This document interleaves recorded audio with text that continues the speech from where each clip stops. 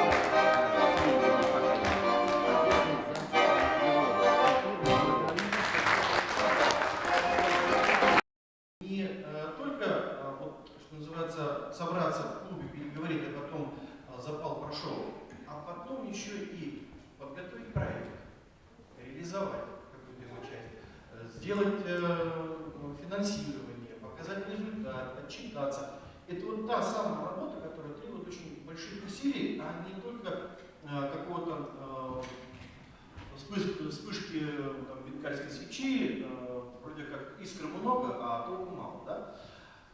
Вот в этом направлении это главная проблема, которая образовалась. И единственное, что пока сейчас с участием органов исполнительной власти сделано, это максимальная поддержка этих инициатив. В прошлом году Вячеслав Михайлович говорил об этом. Мы в конце прошлого года сделали на базе Академии государственной службы ресурсный центр. Андрей Анатольевич сегодня наверняка будет рассказывать, как он будет функционировать, чтобы как площадка была для именно НКО по обеспечению организации проектной деятельности.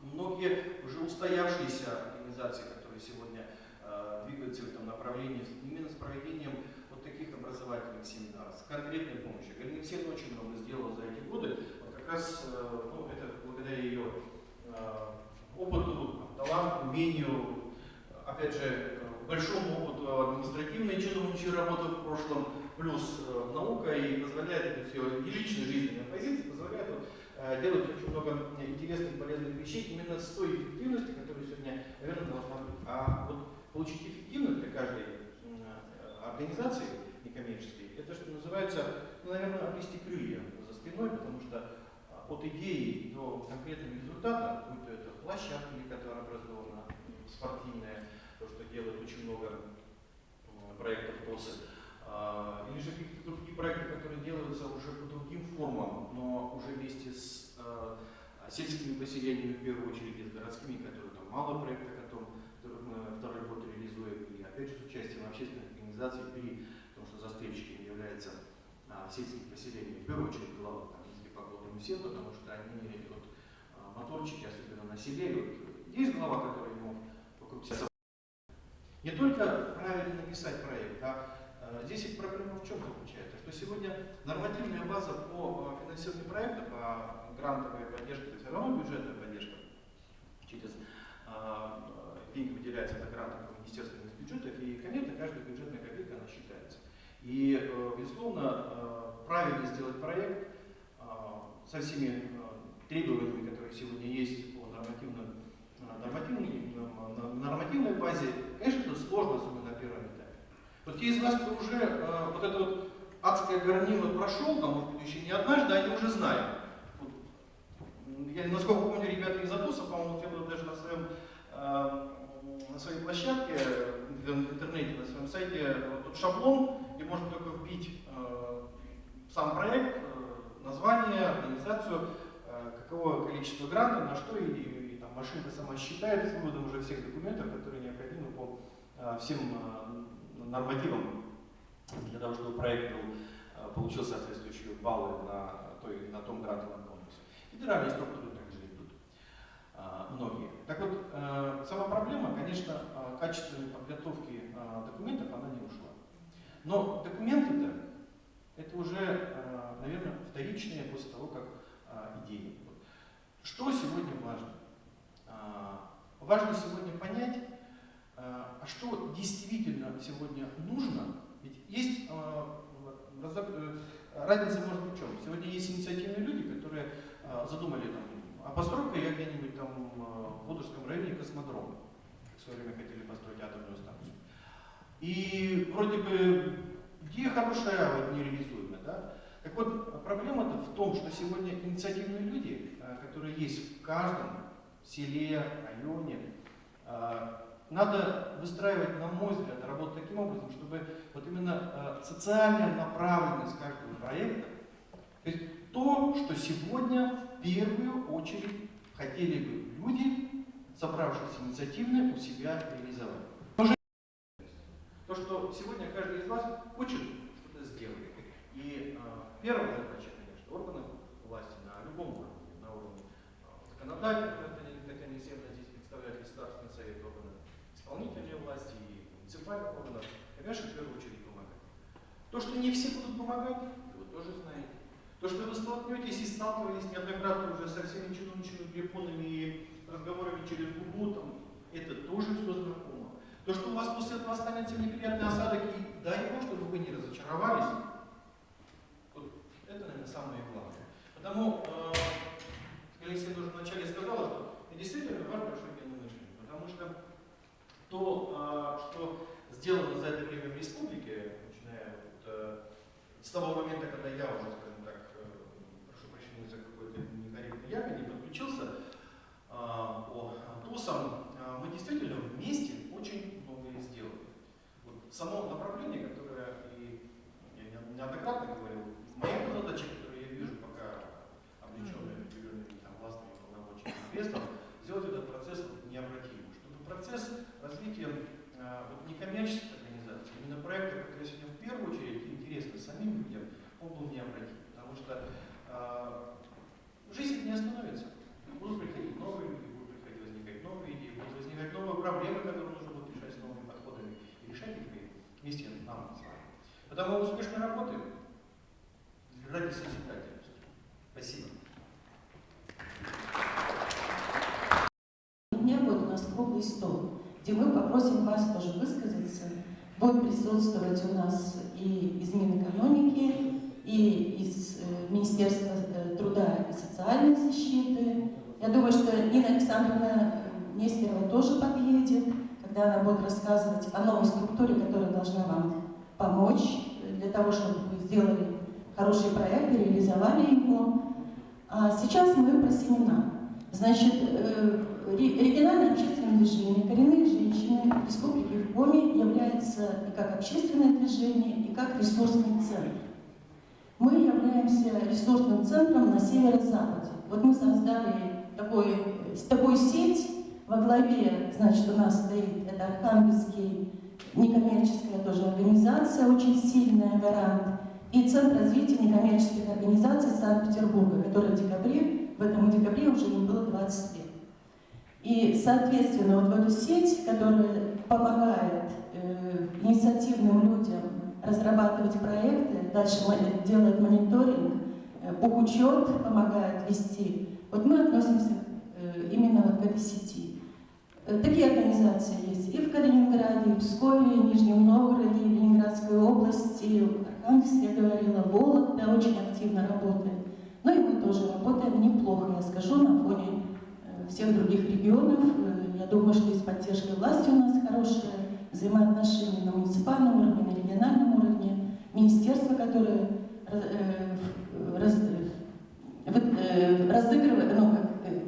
организует конкурсы по грантовой поддержке социальных ориентированных НКО. Мы, с одной стороны, как ресурсный центр, с другой стороны, мы сами подаем заявки и тоже проводим проектную деятельность уже на территории Республики Коми.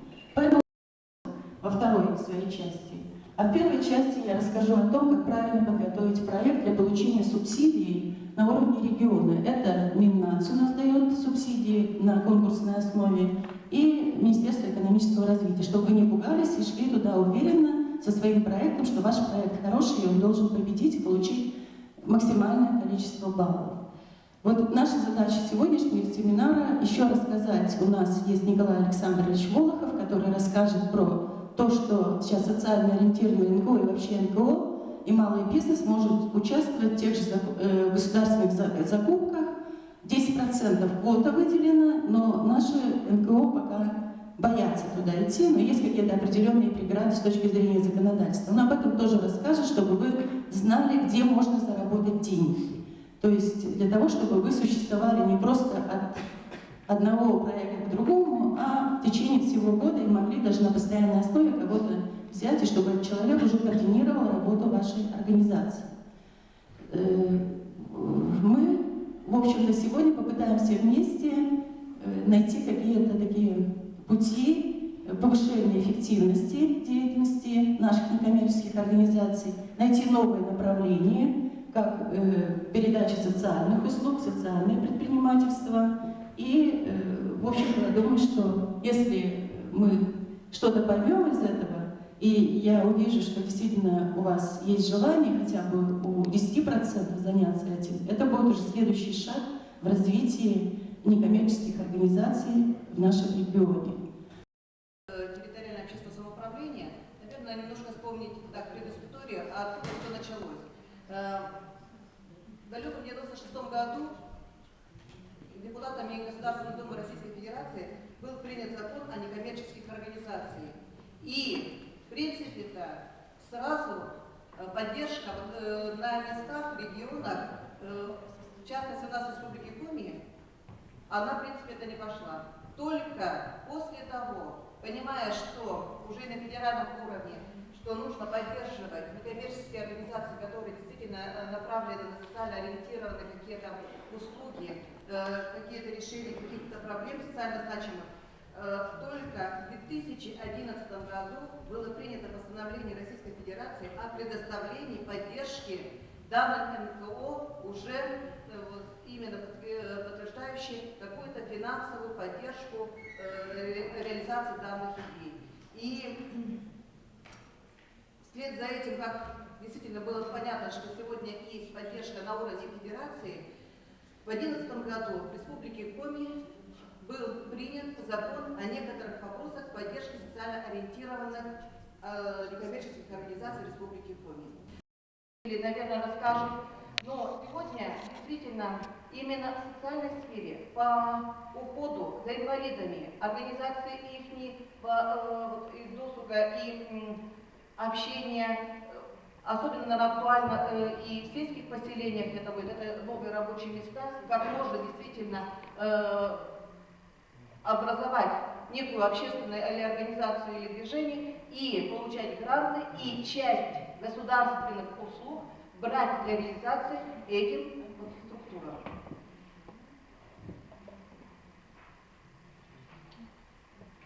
Перечень видов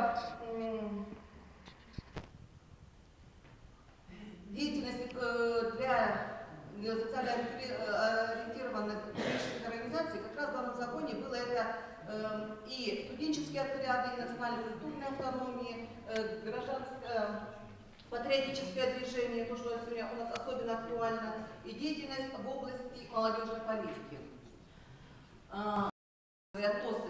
Это было бы невозможно. Благодаря вот этим семинарам, одной из рекомендаций у нас было, мы поднимали это на уровне Государственного совета, как раз вот статус депутата Государственного совета, вместе с коллегами мы работали в тонах, что мы пробивали, в принципе, это первоначально мы добивались появления вообще республиканской программы развития территориального общественного самоуправления. Потому что программа более, наверное, даст более высокую эффективность реализации тех задумок, которые мы хотели бы продвинуть. Но действительно пошли на компромисс того, что может действительно посмотреть, как это дело пойдет на уровне региона, и стали работать над законом о внесении закона о некоторых вопросах поддержки социально ориентированных некоммерческих организаций Республики Коми. Вот как раз работа над этим законом были внесены законодательные инициативы, и предполагалось вот как раз статью 4 дополнить пунктом деятельности, связанных с осуществлением ТОСа. Форумах действительно люди боялись немножко, сомневались. И то, что сегодня исполнительная власть, муниципальная власть оказала колоссальную поддержку реализации данного закона, дала свои результаты. Вот за 2 года, посмотрите, сегодня действующих ТОСов на территории Республики Коми уже 81. В стадии еще образования 3-4 ТОСа. В 2014 году стали появляться ТОСы в Сыктывкаре, и мне, например, очень отрадно, буквально на днях вела прием в общественной приемной партии «Единая Россия», пришли инициативная группа местечко ЧИД. Все равно вы представляете, здесь мы рядом живем. В данном районе 75 домовладений, и на своем собрании Мороз, 12 января, там как раз Мороз был, все пришли на это собрание, потому что даже собраться негде было, на улице проводили это собрание, 70 домовладений поддержали, и сегодня, в принципе, там, сегодня они планируют уже оформиться как юрлицо, организовать ТОС, но сегодня эта вот гражданская инициатива собрались, решили вопрос решить по газификации. Сегодня жители сами объединились, вложили свои средства по 30 тысяч на проектные работы более 2 миллионов. И вот наша задача сегодня депутатов, муниципальной власти, республиканской, поддержать эту инициативу населения, которые вложили собственные средства, чтобы продвинуть решение своей проблемы. И я думаю, в этом году, если получится, будет просто, я верю, что уже проект идет к завершению, госэкспертиза, и мы попробуем помочь вот этому сообществу решить вопрос газификации. Это вот такой информации. Если в 2013 году 33 проекта свыше 6 миллионов могли реализовать ТОСы, то в 2014 году уже 39 проектов выиграли гранты на сумму свыше 8 миллионов. И за 2 года 72 проекта свыше 14 миллионов. Ну вы посмотрите, если посмотреть, то,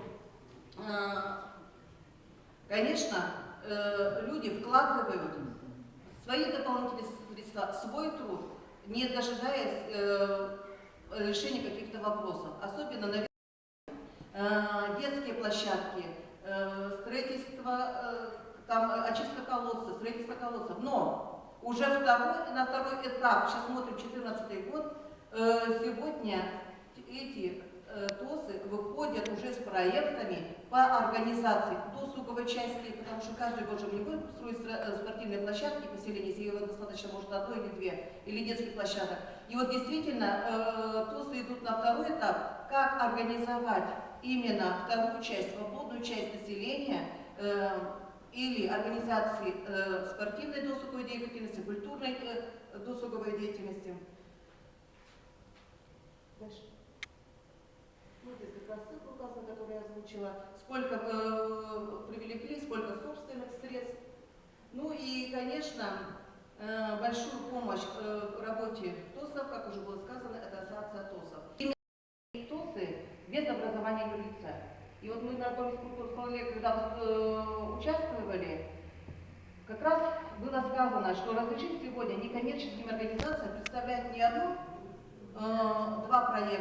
один проект, положен по конкурсу, а в течение года можно выставить, может быть, 2-3 проекта. Вот такой опыт коренных женщин как раз Республики Коми имеется, когда нас выбрали партнерами в реализации проекта «Активное поколение», Галина Александровна подробнее еще скажет, вот как раз гражданская инициатива была поддержана нами, и финансирование шло через нашу организацию коренных женщин Республики Коми.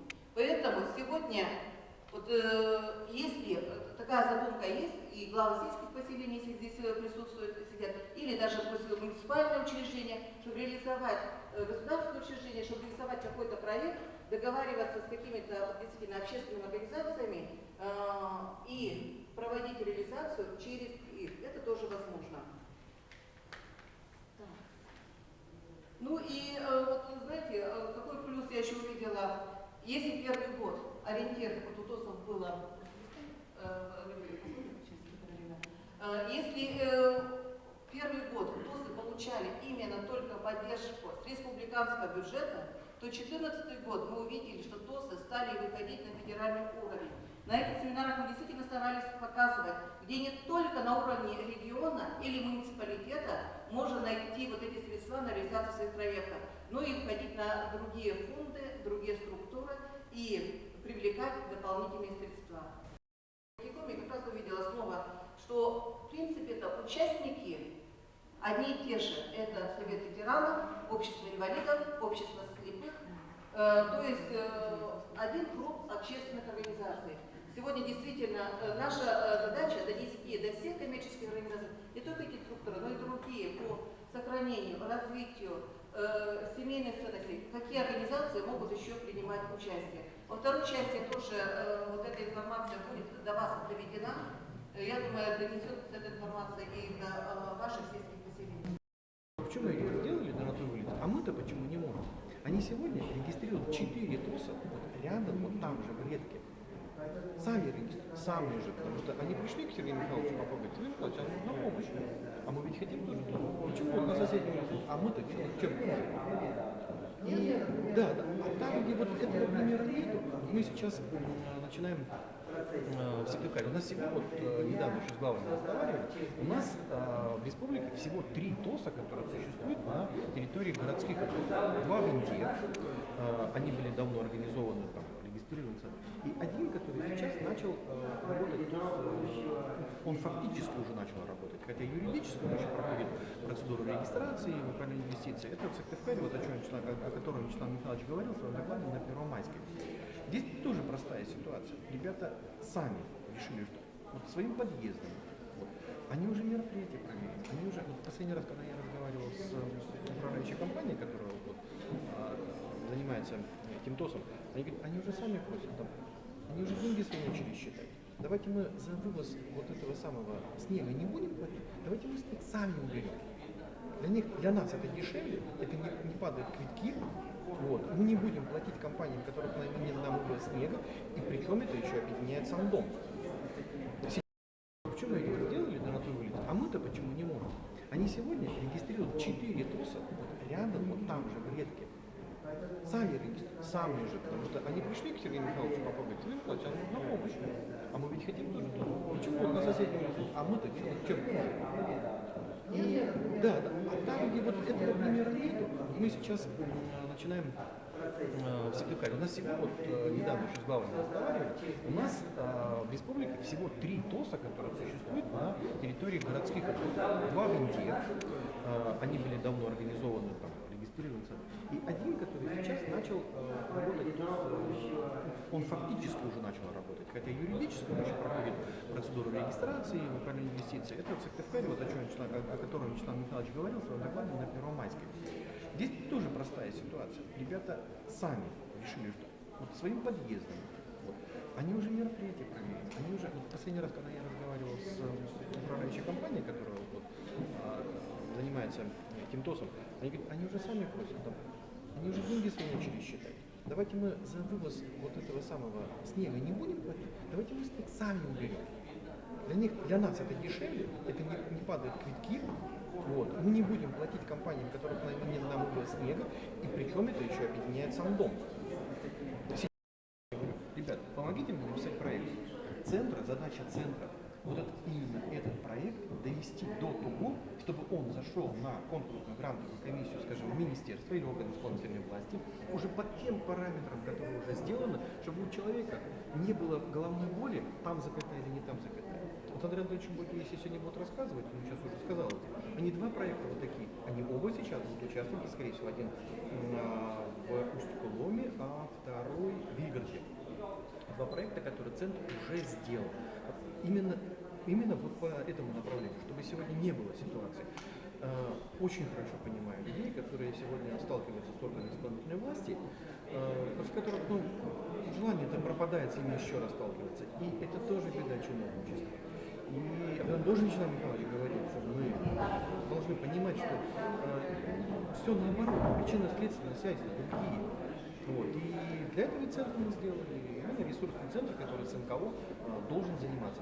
Мы его сделали совершенно недавно. По сути, в конце прошлого года, несколько месяцев прошло. Вот 2 проекта уже сделаны. Потихоньку он начал работать. Чтобы можно было.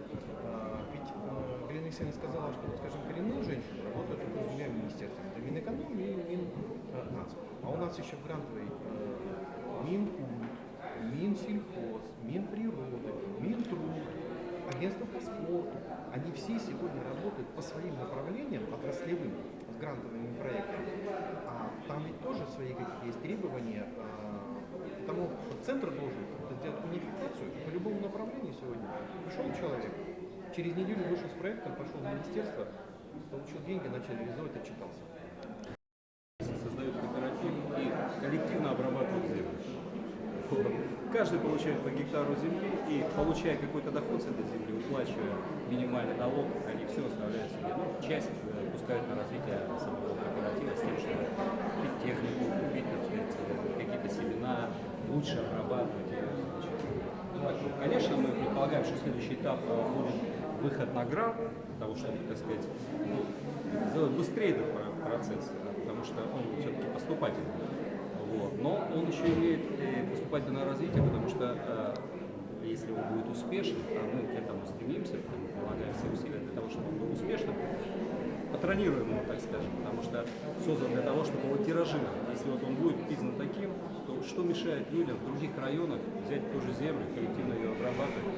Мы сегодня доходим до смешного. Картофель завозим с Парагвая, капусту с Китая, там, морковку с Израиля. Ну, почему мы здесь на месте все это не можем? А тем более, что экономика этого проекта показывает, что это все выгодно. А если еще помочь людям сохранить это все, вот это, так сказать, то, что они выросли своим нелегким трудом, оно увеличивается как минимум 50% ценовой стоимости. Тогда он становится выгоден еще больше. Что такое Что социальный проект, что мешает такое созданию проект, рабочих мест как населения? написать Вот только заявку такие на проекты, субсидии. которые, так сказать, Значит, прежде чем эти субсидии, да, то есть где министерство? Это Министерство экономического развития и Министерство национальной политики. Вы можете посмотреть, какие условия предоставления вот этой грантовой поддержки. После того, как вы все прочитали и поняли, что деятельность вашей организации попадает именно в то направление, где прописано, там прописано практически все. То есть в национальной политике может быть больше связано там, с национальными вопросами, а в Минэкономике они добавили еще, кроме того, что там в федеральном законе есть, они еще добавили другие направления. В рамках той программы, той политики, которую проводит государство, вы идете в русле этой политики. Вот это вы должны только знать, потому что все фонды поддерживают более креативные вещи, то, что не может сделать государство, но зато может сделать общественная организация. Поэтому главное быть в линии государства. Ну, этот креатив тоже не возобновляется, но в любом случае это более, так, можно сказать, написано сухим языком. Значит, первый слайд, где написано, что такое проект, и здесь, вот в данном случае, я хочу обратить внимание, что чем проект отличается от мероприятия. Многие подают заявки на получение гранта, когда пишут просто отдельное мероприятие. Мероприятие это разовые, обычно, да? Ну, проведение, там, скажем, какого-то фестиваля, там, один день или проведение какой-то встречи. А здесь мы говорим о проектной деятельности. То есть это должен быть проект, который имеет конечную цель и промежуточные задачи. То есть вы формулируете цель и задачи того, что вы хотите сделать в своем проекте. Прежде всего, и проекты нацелены, конечно, на конечный результат. Это мы формулировали в начале проекта. То есть проект должен обязательно иметь начало. Вы должны написать начало вашей проектной заявки. Вы начинаете там, с 1 марта, заканчиваете 20 июня. То есть обязательно должны быть какие-то рамки. И, соответственно, нужно знать, что любой проект, и любая вообще у нас, что бы мы ни делали, какие бы мы задачи ни ставили, но всегда ресурсы ограничены. Могут быть на уровне государства поставлены, у нас тоже бюджетом достаточно большим ограничены, а ваш проект тоже будет ограничен тем бюджетом, который вы напишете, потому что этот бюджет должен быть реальным. И экономики Республики Коми, они полностью должны копировать положение о предоставлении субсидий, которые есть в Минэкономике Российской Федерации. Потому что, вот, может быть, Анатолий Семенович не очень хорошо знает, но софинансирование, то есть практически где-то 70% это деньги федеральные и 30% регионов. Другое дело, что кто-то больше получает, кто-то меньше. Мы не находимся как регион впереди всех, потому что я думаю, что у нас не очень еще активно вот, и социально ориентированная НКО, и, может быть, не очень хорошо написана программа, я не знаю, но мы как бы где-то в середине. Там тоже баллы расставляются да, по программам также точно. И в зависимости от того, тот регион, который получает больше баллов, тот получает больше федерального финансирования, а республика уже добавляет свои там 5 копеек, да, которые нужны. То есть это все-таки деньги. Почему вот очень еще хочу сказать, что сейчас ужесточаются вообще требования вот к этой грантовой поддержке, хотя, может быть, сегодня будет после обеда на круглом столе Черняева выступать, которая будет рассказывать вот по программам поддержки, по субсидиям. Но потому что денег выдали достаточно много уже из федерального бюджета, соответственно, регионы уже подключились, но результата, который хотели бы они достичь, этого нет. То есть это говорят эксперты, которые работают вот в Минэкономики России, наши же коллеги, которые проводят экспертизы. И теперь, конечно, вот Анатолий Семенович подчеркивал качество, результативность. То есть должно быть нацелен проект на результат. Смотрите, чтобы понравились государству, потому что ваша задача написать проект не просто отлично, да, как Анатолий Семенович говорил, вбить слова какие-то, а подействовать на тех экспертов, которые будут выставлять вам оценки, чтобы можно было получить хорошую оценку, потому что то, что на слуху, то, что в телевидении, то, что видят, что это поддерживается государством, они сразу поставят вам из 50 все 50 баллов. Так, следующий у нас.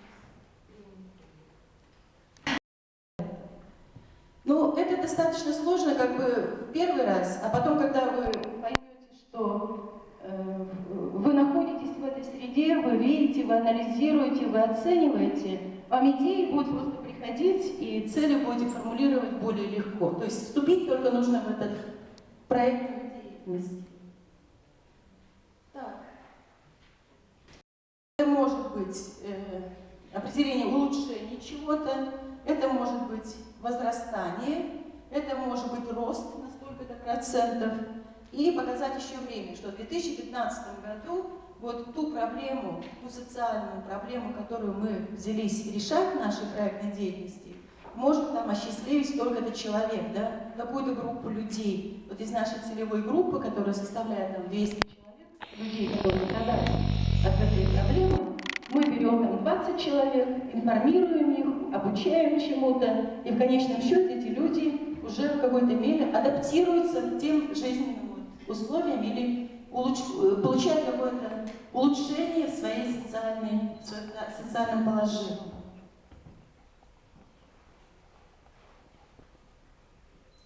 Следующее — это рабочий план-график, он достаточно простой, то есть все эти мероприятия, но это тоже как один из обязательных проектных заявок обязательно нужно указать. То есть вы указываете, какое мероприятие, когда проводите и кто ответственный. То есть таким образом вы эти ресурсы на весь жизненный цикл вашего проекта, соответственно, можете правильно распределить и будете спрашивать всех ответственных людей с вашей команды, которая будет выполнять то или другое мероприятие.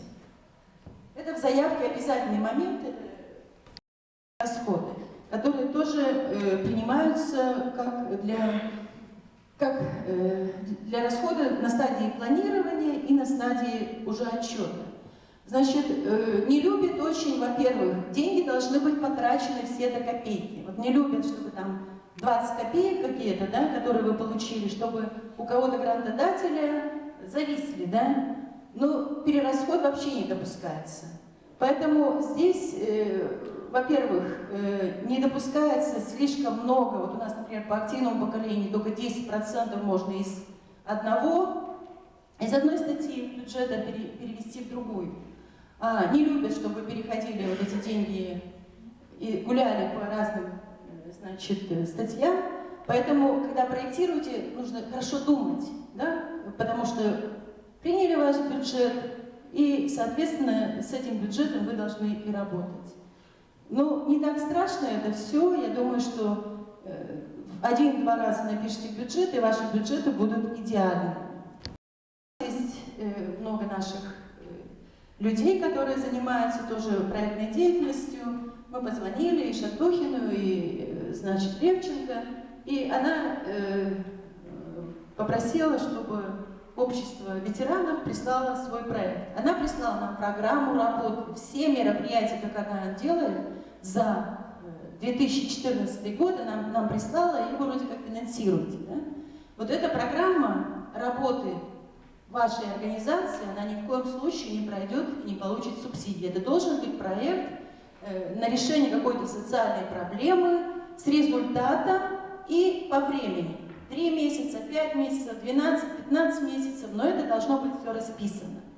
Дальше есть проекты, где просто перечень мероприятий, но нет цели, нет задач, нет результата. Такие тоже не принимаются на субсидии. То есть перечень каких-то вот разрозненных мероприятий. Это такие ошибки тоже бывают. И, соответственно, нарушение логики при формулировании целей, задач, действий, необоснованность экономических затрат. Вот эти типичные ошибки, где завертывают вот эти проекты, которые идут на субсидии. Что бы я еще хотела сказать, вот эксперты, которые проверяют, да, это даже не наши, мы общаемся вот, как сетевая, это то, что навязывание вот вашей целевой группы решение какой-то проблемы. То есть этой проблемы как таковой эта группа не чувствует целевая, да? Но вот вам кажется, что это так. И вот когда вот такие проекты читают, то кажется, что пишут эти для себя, для того, чтобы получить деньги, а не решить какую-то проблему. И поэтому вот ценятся какие проекты? Проекты, где вот эта ваша целевая группа, она включена в решение этой проблемы. Если это вы сумеете сделать, то 100% получите хорошую грантовую поддержку и будете, в общем-то, в числе тех, вот, как говорят, немногих организаций, которые всегда будут получать эту грантовую поддержку, потому что вы не только сами решаете, но вы и людей заставляете тоже решать эту проблему. Деятельности этого фонда – это системное решение социальных проблем в России. Основными направлениями деятельности данного фонда является жизнь лиц старшего поколения, о которых вот мы в дальнейшем с вами будем говорить. Это спорт, семья и дети, и проекты в области культуры. Значит, вот как раз на слайде вам представлены основные направления, связанные с деятельностью данного фонда. Значит, мы сегодня с вами будем говорить о одном из направлений, то есть о проектах, связанных с повышением качества жизни лиц пожилого возраста. Это о проекте и конкурсе «Активное поколение». Конкурс этот осуществляется в течение 3 лет, 2012, 2013, 2014, и, соответственно, в этом году запускается новый проект в 4-й раз. Почему? Потому что решены все основные проблемы. Так вот, с точки зрения проведения конкурса «Активное поколение» существуют определенные приоритеты при отборе проектов при проведении данного конкурса. В первую очередь рассматриваются те проекты и оцениваются те проекты с точки зрения инновационных подходов к решению общественных, социальных проблем, связанных с жизнью лиц, скажем так, 3-го возраста. Данные целевой группы проводятся во многих регионах обучение компьютерной грамотности, юридической грамотности, подходом к решению каких-то социальных проблем. То есть, когда человек может решить свои проблемы самостоятельно, но он не знает, как это сделать. То есть, ему нужно провести с ним какое-то определенное обучение, и после этого данная социальная проблема будет решена. С точки зрения географии проведения конкурса «Активное поколение», она представлена вашему вниманию на следующем слайде. Это я уже говорила. Значит, нужно сказать, что конкурс проводится в 2 этапа. Есть так называемые окружные операторы. Они представлены вот в прямоугольничках, которые находятся выше. Таких операторов в настоящее время, во всяком случае, в 2014 году было 3. Это фонд «Добрый Петербург», соответственно, расположен в городе Санкт-Петербурге. Это Центр социальных проектов «Гарант», который находится в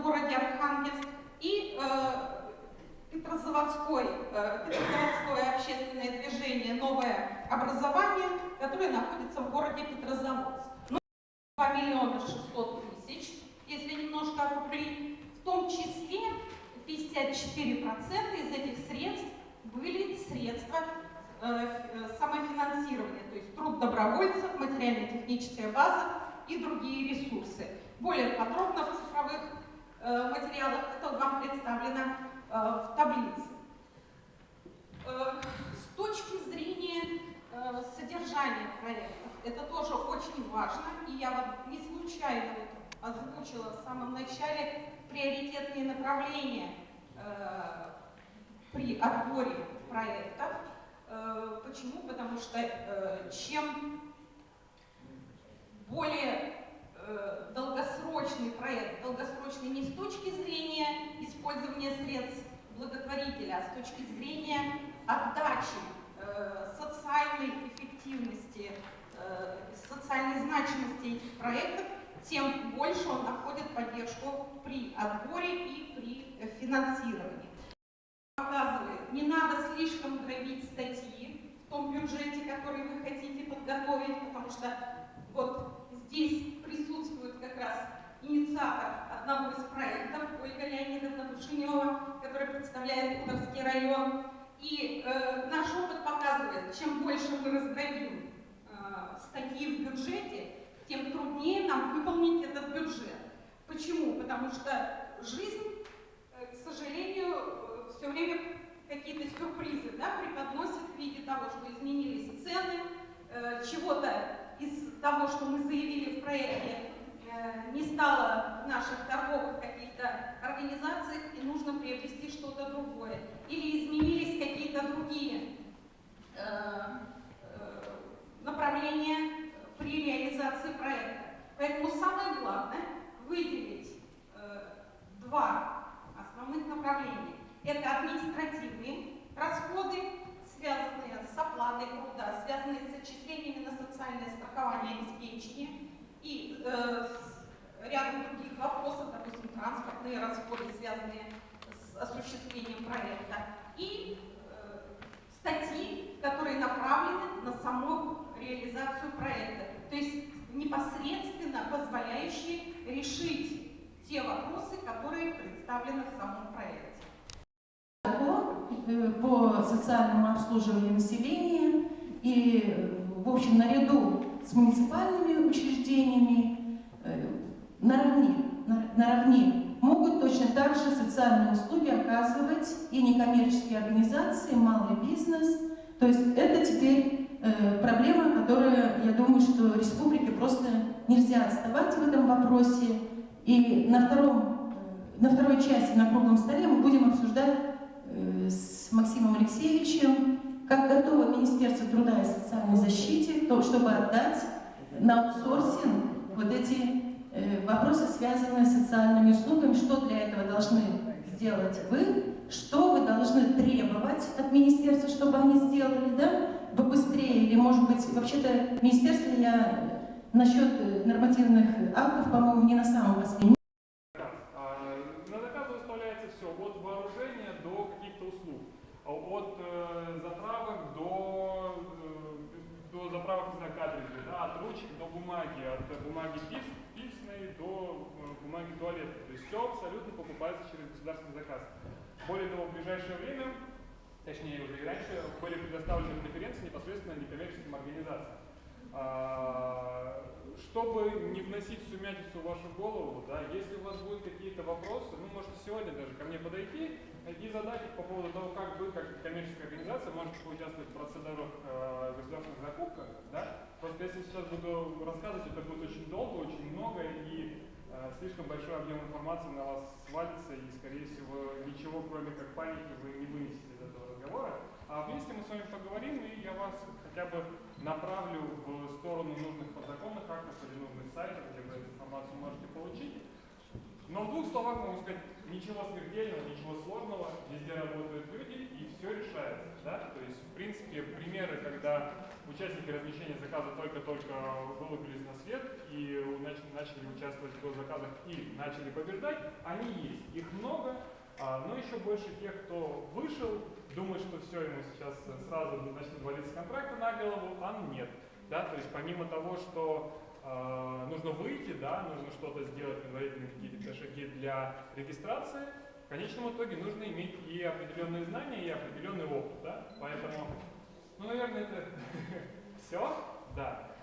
Но в любом случае я готов ответить на ваши вопросы. Наверное, больше в личном порядке, чтобы не отнимать время, да, у ваших коллег, наших слушателей. А контакты можно? Да, давайте, хорошо, пойдем туда. Ну, сейчас, секунду.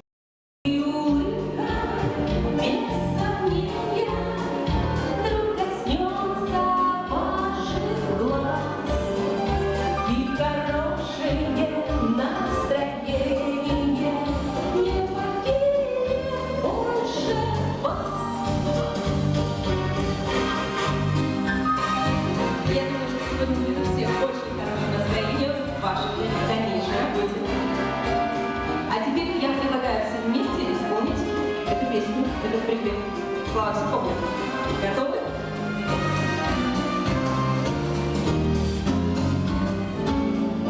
И улыбка, без сомнения, вдруг коснется ваших глаз.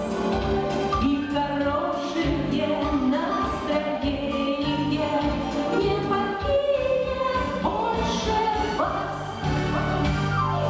Спасибо огромное. Всем хорошего настроения. Я сейчас представлю всех. Я думаю, Нину Александровну Нестерову вы, наверное, все знаете. Она очень популярный человек и на телевидении, и в газете, и в прессе, и в жизни. Она тоже участник нашего проекта «Коренные женщины Республики Коми». Очень долго была исполнительным директором. Сегодня она выступает уже как представляет будет Центр инновационной социальной сферы, да. То есть это структура, которая создается по всей России практически. И наш регион, в принципе, один из первых, который создал такой центр. Значит, Черняева Любовь Игоревна, она директор тоже центра, только Центра развития экономики, из Министерства экономического развития. Это человек, от которого зависит, дадут вам грант или не дадут. Она уже как бы может вам рассказать о том, что было в 2014 году, и что в 2015 году нас ожидает. И вы тоже будете выступать. Поздороваться, да? Вот руководитель центра, может быть, уже много раз к вам обращались, Лозицкий Андрей Анатольевич, который руководит вот этим центром инновационной социальной сферы, который тоже расскажет, я думаю, что нам уже о каких-то проектах. Мы с ним уже перекинулись, что уже центр начинает работать. Вот теперь, Максим Алексеевич, все внимание на вас, и мы ждем вас интересных предложений для некоммерческого сектора. Спасибо. В сфере оказания социальных услуг, в первую очередь, учитывая то министерство, которое я представляю, это услуги в рамках социального обслуживания. С 1 января 2015 года в Российской Федерации вступил в силу федеральный закон номер 442 об основах социального обслуживания граждан Российской Федерации. В данном законе систематизированы основные понятия, которые используются. Это получатель социальных услуг, гражданин, который признан нуждающимся в социальном обслуживании и которому предоставляются социальные услуги или социальные услуги. И поставщик социальной услуги, это юридическое лицо, независимо от его организационно-правовой формы, или индивидуальный предприниматель, осуществляющий социальное обслуживание. Есть перечень услуг, 5 подвидов, которые гарантированы государством. Также эти услуги могут гражданам, которые признаны в законном порядке нуждающими, получать они имеют право на бесплатный, частично оплачиваемый и на полностью оплачиваемой основе. На введение нового закона, вступившего в силу закона, является то, что для получателей услуг увеличился потолок бесплатности оказания социальных услуг. Сейчас для того, чтобы услуги, гарантированные государством, получать бесплатно, доход гражданина должен не превышать 1,5 прожиточного минимума. Раньше был 1 прожиточный минимум. Кроме того, поставщик социальных услуг должен утвердить тарифы на социальные услуги по формам социального обслуживания и видам социальных услуг. хочу сказать, что эти тарифы утверждаются и согласовываются с уполномоченным органом Республики Коми, Министерством труда и социальной защиты. Кроме того, если это стационарное учреждение или полустационарное, в заявлении от поставщика должна содержаться информация об общем количестве мест, предназначенных для предоставления социальных услуг. Вот, следующий слайд. Да, это как раз сайт, на котором расположен в сайте Минтруд соцкоме есть раздел социального обслуживания, в котором, кроме нормативной правовой базы, действующей в настоящее время в рамках исполнения этого закона, есть реестр поставщиков социальных услуг. Как я уже сказал, что на сегодняшний день заявлений от негосударственных, некоммерческих организаций на вступление в реестр не поступало. Но предварительная работа с рядом потенциальных поставщиков проводится в министерстве. Я вижу тут представителей нескольких таких организаций.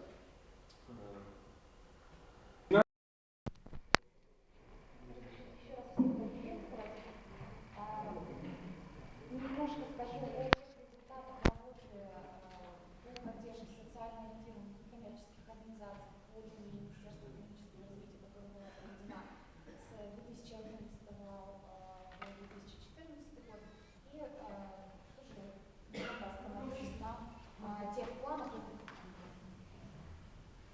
на отдельных моментах работы, которые будут строиться в 2015. Реализация государственной политики в области развития и поддержки социально ориентированных некоммерческих организаций осуществляется в Республике Коми с 2011 года. За это время финансовую поддержку по линии Минэкономразвития Республики получили 156 социально ориентированных некоммерческих организаций, из которых 67 являются территориальными общественными самоуправлениями. В 2012 году Министерством экономического развития впервые был проведен конкурсный отбор проектов социально ориентированных некоммерческих организаций. На конкурс было подано 51 заявка. Из 51 заявителя 33 были признаны победителями. И в общей сумме им была предоставлена поддержка на 7,9 миллиона рублей. Результат первого конкурса, то есть в принципе довольно-таки большой интерес к данному конкурсу со стороны некоммерческих организаций, подтвердили нам востребованность данной поддержки, но, тем не менее, по результатам этого конкурса мы увидели, что на конкурсный отбор претендовало 108 заявителей, поддержано 61 проект, среди, распределено 19 миллионов 183 тысячи рублей. То есть, как вы заметили, объем субсидирования увеличивается с каждым годом, в том числе за счет активной работы Министерства экономического развития по привлечению средств федерального бюджета путем участия в конкурсе на софинансирование субъектов Российской Федерации. В первом полугодии 2014 года Министерством экономического развития был проведен мониторинг реализации проектов, которые получили поддержку за счет бюджета. У нас присутствует сегодня директор этого центра, Анина Евстана, как главный куратор этого направления. Друзья, слышно? Дорогие друзья, я очень рада приветствовать вас сегодня. И действительно, работа этого семинара еще раз подчеркивает, что есть и огромный интерес, огромное желание людей заниматься вот такими замечательными, добрыми делами. И, безусловно, та площадка, которая создана сегодня на базе Академии государственной службы и управления Республики Коми, она призвана способствовать как раз реализации или консультированию в тех вопросах, реализации тех проектов, тех идей, тех мыслей, которые, в общем-то, и сегодня звучали, я не сомневаюсь, до обеда и задавались вот сейчас, уже во время нашей совместной работы. Социальная обязанность хочет свалить на плечи энтузиастов. В том числе. Которые, чтобы работали, за спасибо, да, за пенсию, за боль, все. Вот, всего лишь нас. Я, например, с вами не согласна, вот у нас все Владимир будет отвечать, какие тарифы и какие услуги. Я по некоторым вопросам прием. Мои вопросы до сих пор так и толком не решены, понимаете? Как бы, куда... Значит, Виджон, еще раз добрый день, добрый вечер. Значит, Нина Александровна практически все рассказала по структуре. Я думаю, что тут, если к ней не было вопросов, то, наверное, их не будет и ко мне.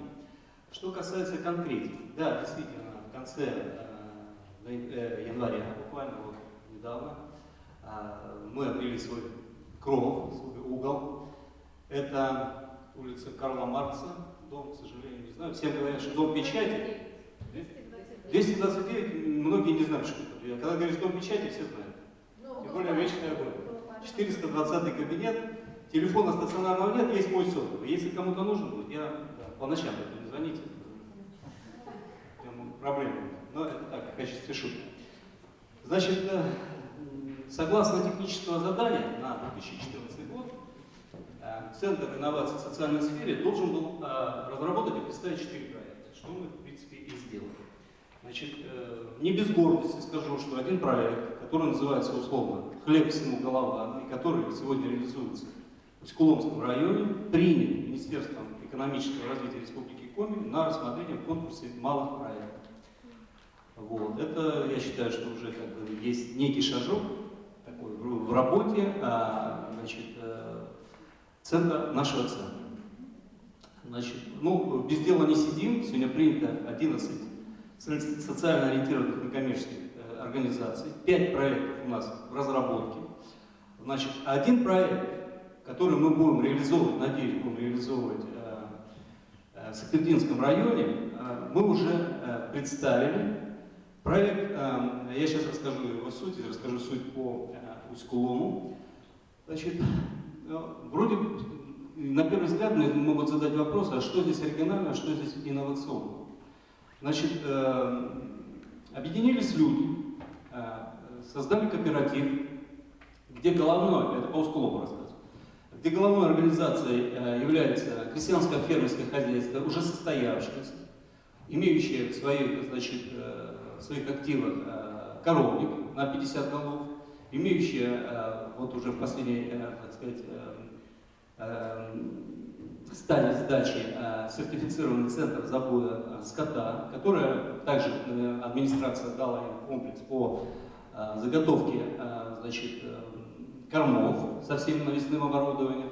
Значит, этот человек приехал к нам и говорит, я вот дальше не могу, стена, все, я не могу развиваться. Если я буду принимать на работу людей, значит, мне надо платить им зарплату. 5000 я не могу, никто работать не будет. 15 надо платить налоги на зарплату. Это все съедает, проект нужно сразу закрывать. Вот я что могу, сам обрабатываю, дальше я расти не могу.